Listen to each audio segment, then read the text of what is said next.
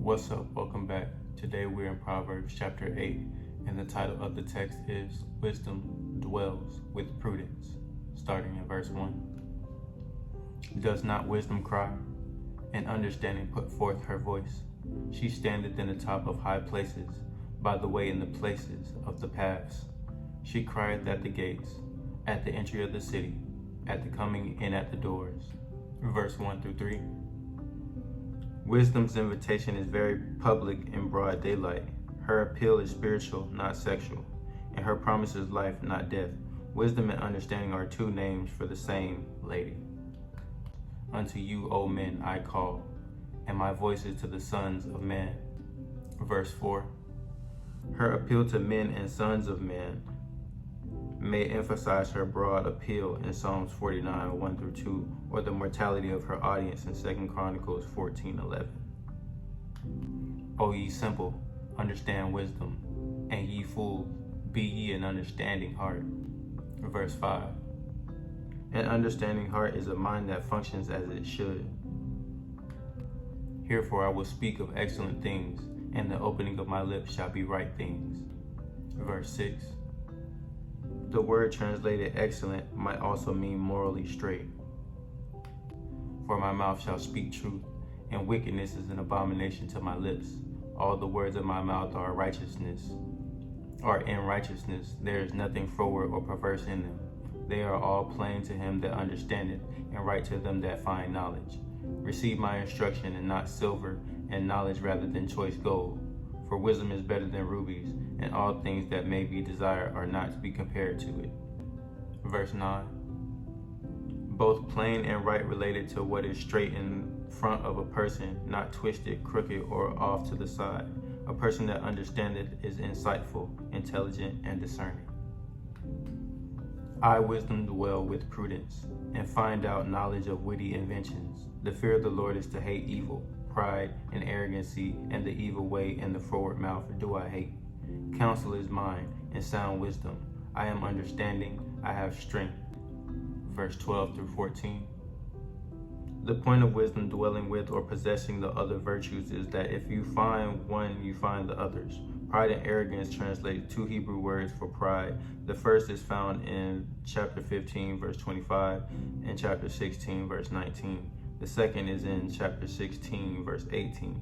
Pride and arrogance are characteristics of those who refuse to acknowledge God's rule. Counsel with the sound wisdom implies advice that brings success. These kinds of qualities belong to God in Job 12:13. By me kings reign and princes decree justice. By me princes rule and nobles, even all the judges of the earth. Verse 15 through 16. Princes are powerful and respected royal courtiers. The opposite of the boorish fool is in Isaiah 32:5. I love them that love me, and those that seek me early shall find me. Verse 17. To love and to seek imply emotional passion and diligence. Riches and honor are with me, yea, durable riches and righteousness. My fruit is better than gold, yea, than fine gold, and my revenue than choice silver. I lead in the way of righteousness in the midst of the paths of judgment, that I may cause that those that love me to inherit substance, and I will fill their treasures. Verse 18. Durable riches is wealth in this life that does not evaporate, and it includes treasures in heaven as well in Matthew 6:20, 1 Timothy 6:17 through 18. The Lord possessed me in the beginning of his way before his works of old. I was set up from everlasting, from the beginning, or ever the earth was. When there were no depths, I was brought forth. When there were no fountains abounding with water, before the mountains were settled, before the hills was I brought forth. While as yet he had not made the earth, nor the fields, nor the highest part of the dust of the world. When he prepared the heavens, I was there.